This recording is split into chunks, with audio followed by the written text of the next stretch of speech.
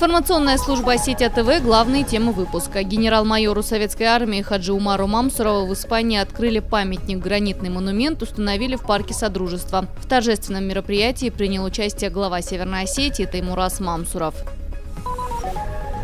Двери святилища Дивгиш-Зуар закрыты для празднований. Старейшины приняли решение не позволять людям отмечать здесь увеселительные мероприятия. Причиной тому распитие алкогольных напитков. Эти и другие темы далее подробно.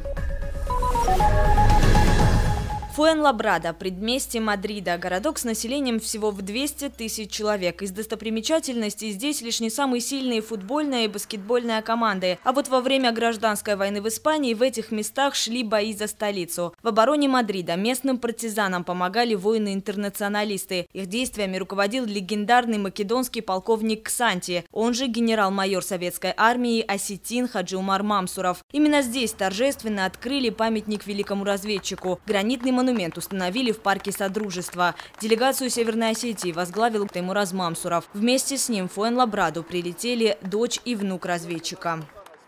На фоне того, что сейчас творится вокруг истории Великой Отечественной войны, то, что сегодня произошло в Испании, здесь, в пригороде Мадрида, я считаю, это очень символично и вселяет новые надежды на то, что не все посходили с ума, и победа над германским нацизмом, она в памяти. И они знают, кого благодарить.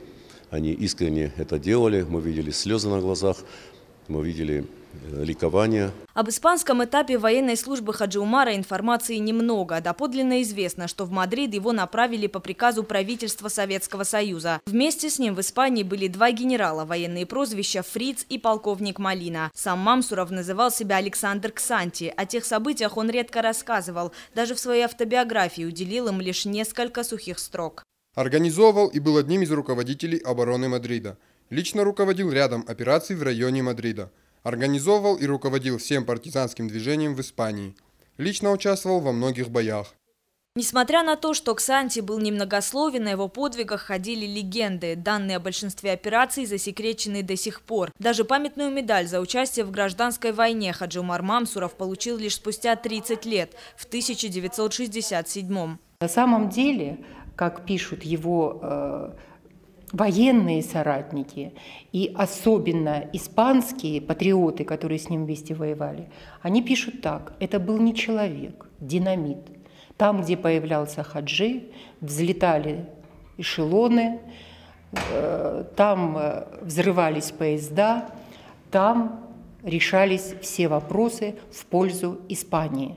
Причем ни одна операция не была проведена сгоряча. Каждую Мамсуров продумывал до мелочей. С легендарным полковником Ксанти мечтал встретиться Эрнест Хемингуэй. Мамсуров в силу природной скромности долго противился, но все-таки согласился. Всего одна беседа, но писатель был восхищен. Вскоре выходит роман «По ком звонит колокол». Прототипом главного героя оказывается именно Хаджи Умар Мамсуров. Кстати, сам Хемингуэй так и не узнал, что его собеседник был осетином. В Испании генерал встретил и свою будущую жену, аргентинку Паулину Абрамсон. Они прожили вместе 30 лет, воспитали двух дочерей. Сын одной из них, Серхио Эрнандес, и сейчас не теряет связи с родиной деда. Мои дети интересуются своим прадедом. Что вы им рассказываете в таком случае? Ну, тут, кроме того, что вот автобиографических и ссылки на книгу, в общем, много я не могу рассказать. Вот. Вы знаете ровно столько же, сколько и все. Ну да. Он ушел на фронт в неполных 15 лет, осознанно завысив свой возраст. Возможно, это был зов крови. Среди его предков немало военных. Его грудь с молодых лет всегда была увешана знаками отличия: ордена Ленина, Кутузова, Суворова, Отечественной войны и Красного Знамени, медали СССР и других стран. Но была одна, самая ценная – звезда Героя Советского Союза. Почетное звание было присвоено легендарному генералу 29 мая 1945 года. Уже в ранге Героя Советского Союза он участвовал в Параде Победы. Во главе батальона сводного полка Первого Украинского фронта он прошел по Красной площади. Эта именная шашка тогда была с ним. Сейчас уникальный экспонат хранится в фондах Национального музея Северной Осетии. 4 войны, гражданские в России и Испании, с белофинами и, естественно, Великая Отечественная. Сотни дерзких партизанских операций и почти полвека, отданные служению своей стране. Казалось бы, этого слишком много для обычного человека, но Хаджи Умара Мамсурова вряд ли кто-то назовет обычным. Он на самом деле был Робертом Джорданом из романа Хемингуэя. Он пытался прожить целую жизнь за 2 ночи, которые были отпущены. Яна Гайгиева, Евгений Маркин, Ильдар Афашоков, Осетия ТВ. О прошлом ради будущего. В 14-й Владикавказской школе в рамках празднования 70-летия Победы в Великой Отечественной войне прошло патриотическое мероприятие. В нем приняли участие ветераны. Вместе с учениками они возложили цветы к памятнику Героя Советского Союза, выпускника этой школы Василию Ларионову. За мужество, отвагу и героизм, проявленные в борьбе с немецко-фашистскими захватчиками, Ларионову посмертно присвоено звание Героя СССР. Нынешнее поколение молодежи должно знать историю своих предков, дедов, прадедов и учиться их героизму и мужеству. Пожелаем, чтобы нашей молодежи, чтобы она росла, воспитывалась в мирной обстановке, чтобы наконец наступил мир во всем мире. Гости посетили школьный мемориальный музей боевой славы имени Ларионова. Стоит отметить, что подобный музей единственный среди республиканских школ. В нем хранятся уникальные архивные записи. Здесь можно увидеть противотанковые мины, полевой телефон, военные костюмы наших соотечественников. Совсем недавно музею была подарена найденная в Кировском районе военная радиостанция. Рая Дзантьева, Заур Цеов, Осетия ТВ. В Главном управлении МЧС прошло очередное заседание комиссии по чрезвычайным ситуациям под председательством Виталия Зангионова. На мероприятии обсуждали безопасность на военно-грузинской дороге и Транскаме в лавиноопасный период. Была проведена огромная работа, что позволило не допустить чрезвычайных ситуаций и происшествий. Однако вместе с тем были выявлены и серьезные упущения, связанные прежде всего с регулированием транспортного потока на КПП. Зампред отметил отсутствие дорожных и информационных знаков. В связи с этим Виталий Зангионов предложил выработать определенный алгоритм действий. О пожаробезопасности на объектах здравоохранения также говорили на заседании. Среди основных проблем – отсутствие автоматической пожарной сигнализации, системы освещения, путей эвакуации и водоснабжения. На решение проблем выделено 23 миллиона рублей. Последние 2 года, естественно, не работа, а состояние объектов улучшилось, допустим, по исполнению предписаний от количества объектов с 64 до 75%.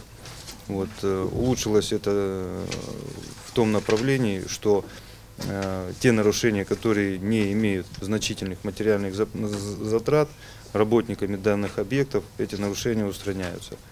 Но все равно остается вопрос у нас по 9 лечебным учреждениям, именно с массовым пребыванием людей, где на данный момент нарушаются требования пожарной безопасности. Испокон веков наши предки молились Богу и всем святым, поднимая чашу с осетинским пивом, квасом или молоком. Сегодня в руках мужчин, как правило, крепкие алкогольные напитки, но с этим согласны не все. Старейшины Куртатинского ущелья собрались у одного из самых посещаемых мест в республике – Цевгиш-Эдзуар для проведения обряда закрывания дверей. После произнесения очищающих молитв двери святилища будут закрыты для непредназначенных для этого места празднований. Люди уже святое место считают, прийти, побольше выпить, побольше покушать. Богу и этим святым это никуда не надо. Ты должен прийти чистой душой, у тебя должно быть только на душе, ради чего ты туда идешь. Всегда у осетин, спокон веков, за столом там, чтобы побольше покушать, выпить, это считался большим позором. Древнее святилище в селении Цевгиш стоит на левом берегу реки Феогдон, в самом начале Куртатинского ущелья. Место его строительства было выбрано не случайно. Как гласит легенда, много лет назад здесь выпал сильный снег, который не покрыл собой лишь небольшую территорию возле села.